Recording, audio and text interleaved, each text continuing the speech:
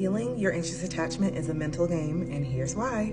So we know now that if you have an anxious attachment style, 9 times out of 10, your core wound is rooted in abandonment, meaning someone significant to you, usually in childhood, but doesn't have to be, deceived you, betrayed your trust, abandoned you physically, emotionally, just was not there for you. So you started to build an idea, a limited belief.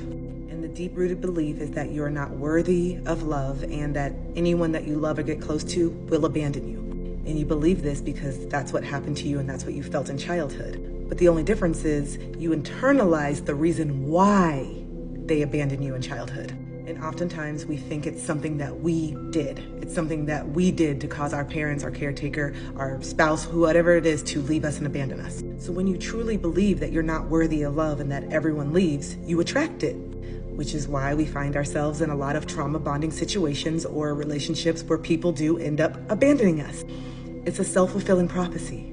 So when you can go backwards and pinpoint the moment where you got so traumatized from being abandoned and recognize that it had nothing to do with you and everything to do with your parent, your caretaker, not being able to regulate their emotions, then you can create a different story. Because as much as you want love and you crave a deep connection, there's somewhere deep down inside of you that doesn't feel worthy or deserving of it. Which is why you find yourself in toxic relationships of people that don't value you, betray you, and abandon you. Because even though your adult intellect is like, yes, I want to be in a relationship, the inner child in you is terrified of opening their heart to anyone because of what happened in the past. So this is why you self-sabotage. This is why you trauma bond with other people. And this is why 9 times out of 10, every relationship ends the same, with you feeling deeply betrayed and deeply abandoned.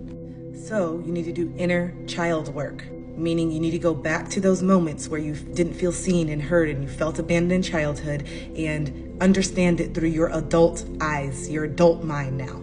Understand that our parents, our caretakers are human themselves and they have issues, they are flawed, they are not perfect just because they're our parents. So when you can go back in time and understand, oh, my dad or my mom didn't abandon me because of me and I wasn't worthy of love.